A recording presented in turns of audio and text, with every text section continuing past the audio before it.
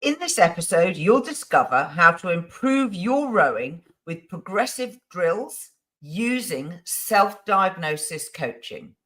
Feel the grip of the oar handle, smooth yet firm in your hands. Taste the salt of your own sweat and the occasional splash of water. It's all part of the journey. Welcome to another episode of Faster Masters Rowing Radio.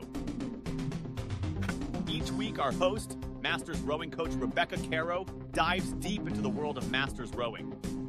Whether you're on the water or in the gym, join us to become a faster master. Let's go rowing. Hello, everybody, and welcome back to another edition of Faster Masters Rowing Radio. I'm Rebecca Caro, and today we're going to be talking about self-diagnosis coaching. This may sound like a bit of a labored concept, but it's a really powerful coaching tool. So whether you're a coach or an athlete, you can help the athlete work it out for themselves. Now, why is this particularly useful for masters athletes? As older people with life experience, we like to have a bit more autonomy in how we relate to coaches. There's a very good bit of work which came out of a Canadian university, which I will link to in the show notes, which talks about the athlete-coach relationship. And there's a very notable difference when working with older athletes about how they like to interact with a coach. It is not the same as working with school kids who generally expect to be told what to do and are happy to do that. If a coach tries to do that coaching method exclusively with masters, they quite quickly work out that it's not appreciated. Now, self-diagnosis coaching is a really useful tool for those of us who don't have regular coaching. And it has to start with a model of good rowing. I use the word model advisedly because although there are lots of different rowing styles, we need to have a pre-agreed way we row and scull, which is common to everyone in your coaching group, in your club. My club recently reviewed the British rowing, the Australian rowing and the New Zealand rowing coaching models. And we bought a poster that we now have hanging at the back of the rowing club shed, where there are a whole load of still images that help you to see this rowing stroke cycle and what it should look like. When you know that, then you can say, where are we falling short of that gold standard model of how we should be rowing? So identifying where things go wrong is the first part. Let me tell you a little story. A crew of strong athletes who can really stomp on the foot stretcher, and the boat goes wonky. It doesn't track straight. And one of the athletes complains, it doesn't go straight. You need to fix the fin or the skeg or something. What the coach said to me was, yeah, right, which is a very Kiwi way of expressing your point of view. If you apply your power in an evenly balanced mode, you'll make the boat go straight. If you're being unbalanced, you are causing this problem of the boat going wonky. So that's good diagnosis of what's happening. So you have to know that the boat not going straight is a problem, and that is compared with your model. So how can we fix it when we're coaching ourselves and using self-diagnosis? An easy place to start is to work out what's happening when it's not got the problem. So when you're rowing and it is going straight, that's good. And then to progressively make changes. In this case, the suggestion was increases in pressure because these people were really stamping on the foot stretcher. So it was probably a pressure application or power application issue that was causing the boat not to go straight. Increase the pressure every 10 strokes, going up in percentages. So you can be quite precise. Start at 50% rowing, increase it to 60, increase it to 70, and so on. And as you get closer to maximal effort, then the chances are you'll work out when the wonkiness starts to happen, when it starts to creep into your rowing pattern. That's the point at which you can then stop as a crew or just on your own and discuss, what did I do differently? Do it again. Build up progressively again. Find out what it was that you think began to cause that steering not going straight issue. And you'll see when the boat goes off from your ideal model of good rowing. Of course, that is quite straightforward, because you first start, what do we do that causes the problem? What do we do that fixes the problem?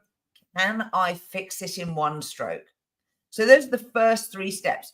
As soon as you've identified that the problem's happening, what are you going to do to fix it? And then can you do it in as few strokes as possible? And of course, progressing on from that is, can we stop doing that thing altogether so that we don't have to fix it, and the new way of rowing that doesn't cause the problem is part of our normal tracking? I'll give you another example, which is boat balance. It's often the case that people find that the boat goes off balance, particularly in sweep, when each athlete is only in control of one oar, and so they have to work much more closely with their partner to ensure that the boat stays balanced. You may notice that the boat is generally balanced when you're have the oars under the water, and it's generally unbalanced when the oars are out of the water. So let's use that as our scenario. Our model of good rowing is that the boat is balanced when the oars are both in the water and out of the water. Where does it go wrong? So the first thing is, as the oars are coming out of the water at the end of the power phase, is the boat balanced? If the answer is yes. Is the boat still balanced when we get our arms straight? Yes. Is it still balanced when we move our bodies and rock forwards? Yes.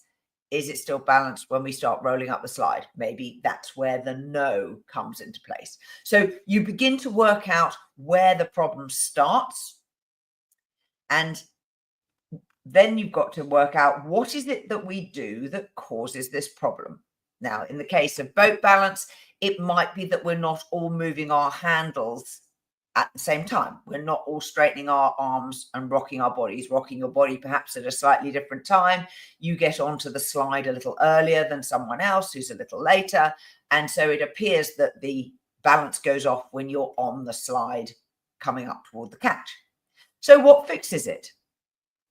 In this instance, probably it's handle heights. It might also be your sequencing off the back and your timing. So we've got 2 possible causes. One is timing of the recovery movements, and the other is the height of the handle. Let's say we discuss it and the height of the handle is our decision. So what is it that we can do that fixes it? Well, the answer is we need to learn how to all direct our handles to the same height. And one way to do that is a drill where you row on the recovery with your oar flat on the water. So it runs along the surface, and then you just square it to take a normal stroke, run your oar along the surface. And then you do the progressive movements, which I talked about earlier. In this case, you progressively increase the depth that you push the handle down to take the oar out of the water. Now, the depth you use to take the oar out of the water should be the same depth that you maintain your handle height at all the way until you put it in water at the next catch. So progressively tap down the handle 1 centimeter. So your oars are just hovering above the water surface. The reason we started with the oars on the surface is because the boat is level if everybody's oars are on the surface. If it's not level when you're doing that, you need to, again, make sure that people are finishing with the handles at the same height, and then keep that handle at that exact same height as you roll forwards to the catch. So our progressive movement is a 1 centimeter tap down, a 2 centimeter tap down, and maybe a 3 centimeter tap down. Can you keep the boat balanced? And then we move back into our self-diagnosis coaching methodology. What do we do that causes the problem? Handles at different heights. What fixes it? making sure that we're all tapping down to the same place. And perhaps you might also say, and sequencing at the same time. So our timing aspect is also incorporated. And then, can we fix it? So can we row normally, find the boat goes off balance, correct it in one stroke? And then, of course, the step after that, the fourth step, is can we stop doing this altogether? And it's probably erratic handle heights or a lack of accuracy in timing. So that's a suggestion for you this week, using self-diagnosis coaching. So the coach suggests the methodology, or if you are without a coach, the crew can discuss it. And together, you use your autonomy to decide to try one way of fixing this issue and see if you can make it work, and then see if you can continue to make it work when or if it reoccurs. Have a great week. Till next time. Bye-bye. We are part of the Rowing Chat Podcast Network. Please tell your fellow rowers about the show. If you've learned just one helpful thing from today's episode, please consider supporting the show for as little as $1 per month by visiting fastermastersrowing.com/podcast.